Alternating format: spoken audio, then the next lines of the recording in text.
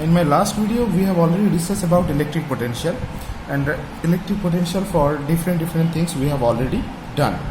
Now today we will start with the basic thing of a capacitor. Means today our main topic is capacitor. So before to learn the main things capacitor, we will learn something about conductor, insulator and dielectric.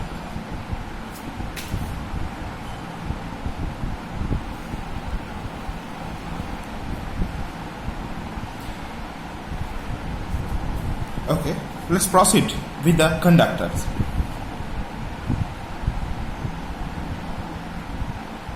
Conductors are those materials in which free electrons are present. Means anything. Suppose we consider copper, a copper wire. Within this copper wire, we can say there must be some free electron. Why? Because when we apply some electric field, suppose a positive charge, negative charge, a big positive and negative charge, then these electrons will move towards the direction of positive pole. Means some free electrons are present within this. So basically one can easily say a conductor can conduct electricity when it is placed within an electric field. Okay. Now the band diagram for the conductors as well as insulator we can find out in last chapter of class 12. Means where we will go for semiconductors. At that time we will discuss about the band diagram of conductors. Okay.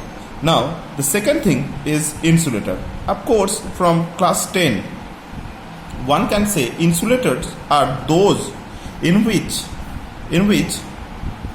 there are no free electrons. Means if it is an insulator, it may be wood or it may be anything which does not possess any type of current when it is placed within an electric field, then we can say yes, this thing must be an insulator. Though it is clear there are no perfect insulator at all. We can say this insulator is this material must be an insulator for some volt. Means up to 6 volt it's insulator, but when it is suppose 8 volt, that time it may not be a insulator, a partial conductors. Okay, so insulator, basically we will say that insulator are those in which there are no free electron at all. Means no free electron.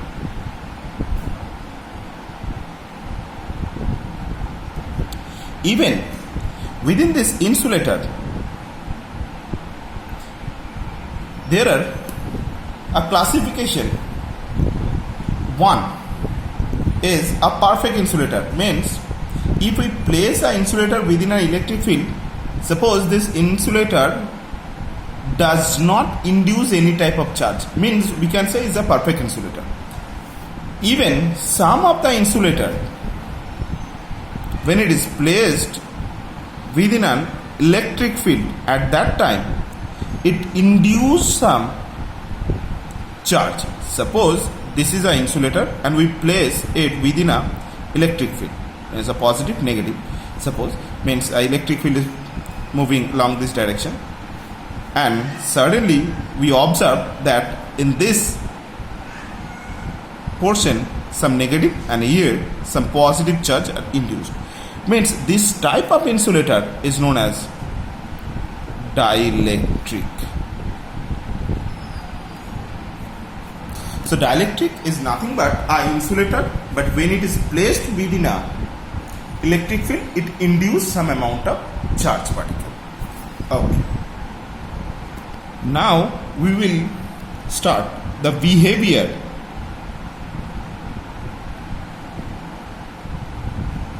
of a conductor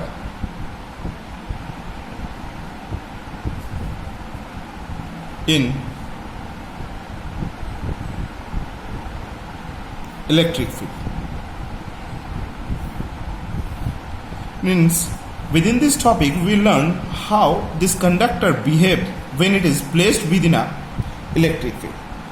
Suppose a conductor, this is a conductor, and we place this conductor, this is a conductor, we place within an electric field. Electric field, we place it. Then what are the behaviors we can observe? That thing we will learn within this topic. Okay. The first thing one can say that number one, inside the conductor the electric field is zero. Means first thing, inside a conductor electric field is zero. Why this we are saying inside a conductor electric field is zero? Very simple thing. Means if we place this conductor within an electric field, there must be some induced charge.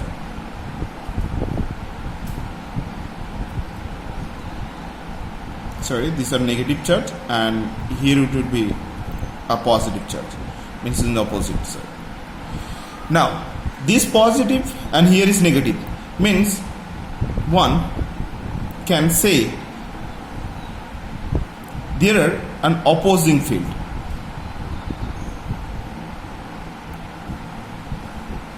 The strength of this opposing field must be the same as that of external field. Hence, the net field within this conductor will be zero. Means E will be zero within the conductor. Okay. Number two.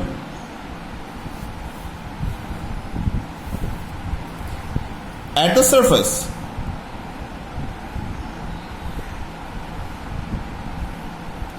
of the conductor, electric field E is perpendicular to the surface. Means suppose it is a conductor, this conductor when it is placed within an electric field, at that point the electric field must be perpendicular to this surface. Means electric field at this point may be like this. Means it will be a perpendicular 90 degree. Here also, suppose if we consider this point, electric field is supposed like this. Means it is perpendicular. Why we are saying this? If this electric field is not perpendicular to this surface, suppose we consider the electric field is not perpendicular to the surface, it is tangential, suppose. That means at this point, suppose this electric field is along this direction. Means the charged particle which residued at this point must have a tangential component. Means this charged particle will try to move along this direction. Means one can get a current at each and every point of this surface, but it doesn't happen. Means in reverse way, one can say the electric field must be perpendicular to the surface. Then only there will be no component of this electric field along this tangential, and the electron doesn't move from one point to another. Means it's actually matching with the practical things. Okay, now the number three.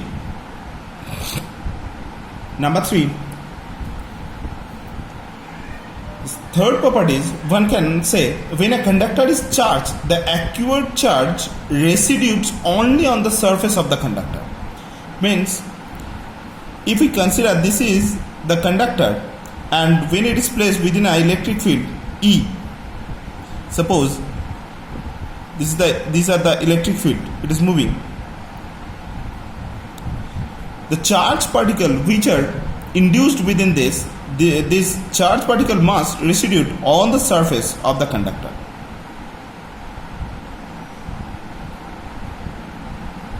Oh, sorry, these are negative. Again I am doing the same thing as a positive. These are negative. Now question arises, why we are saying this charge, acute charge, resided only on the surface of the conductor? Means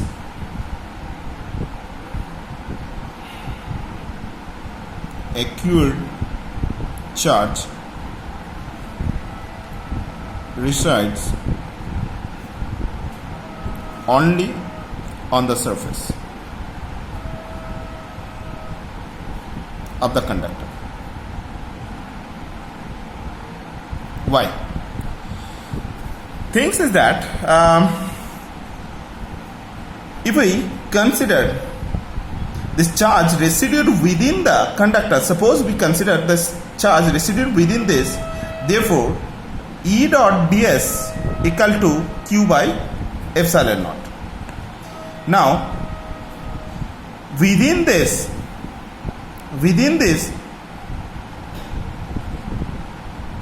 conductor, electric field is 0, means q by epsilon naught should be equal to 0, or one can say q should be equal to 0. Like this way we can mathematically say these things. Okay. Now the number 4.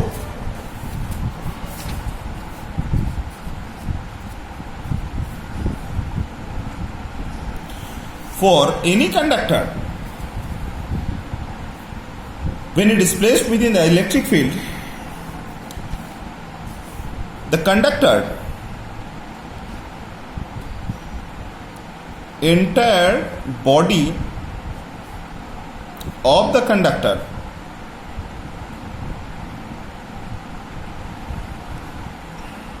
is at constant potential. Means actually if we consider this is the conductor, electric field is 0, therefore one can say E equal to dV dr. Okay, minus dV dr, we are saying only E equal to dV dr. Now electric field E is equal to 0 means dV dr equal to 0, or dV equal to 0. Now this dV equal to 0, integrating both sides, one can say V must be equal to constant. Means potential at each and every point within this conductor must be 0 up to its surface, including its surface. Means from this point to this point, potential V equal to constant. Okay. Now number 5, or the last one, last behavior, one can say electric field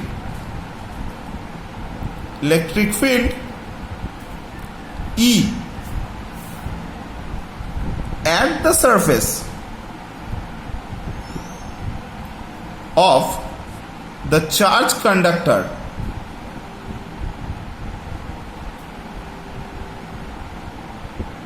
is E equal to sigma by epsilon naught. Why? Let's check the proof of these things. Let us assume this is the conductor. Okay. Now within this conductor, suppose this conductor is positively charged. Let it be positively charged. Now within this we consider this portion. Electric field within this E should be equal to 0. We know these things. Now for this we consider the small area ds. Hence if we want to find out electric field, then we have to draw a Gaussian surface. That Gaussian surface must be a cylinder. Now here also we have to draw this Gaussian surface, as we know. But within this electric field is 0, but here means this side, this ds side must have a electric field E and ds. Therefore formula we know that phi equal to E S, as it is d phi, so E ds. Again d phi equal to, one can write dq epsilon naught, and dq equal to sigma ds of epsilon naught. So equation 1, here is equation 2. Okay, now d phi equal to E ds. One can say this E into single ds, not this ds and this ds. Means we cannot write this two ds as we have written in electric field to find the electric field for the plane sheet. At that time we consider twice, but here we will consider only one. Why? Because only this portion will proceed a electric field, but this portion electric field is zero, so one can neglect these things. So that's why d phi equal to E ds. Therefore E ds equal to sigma ds of epsilon naught. Ds cancel out, therefore E equal to sigma by epsilon naught. Of course, this E equal to sigma by epsilon naught, this must be a vector quantity, and this sigma epsilon naught of n cap, this n cap must be perpendicular to this surface. Means this n cap represent this one, n cap. So guys, today up to these things only. Next day we will start with the polar and non-polar dielectrics, and of course some equations based on the polarization of a dielectric slab. That things. Okay, see you next day.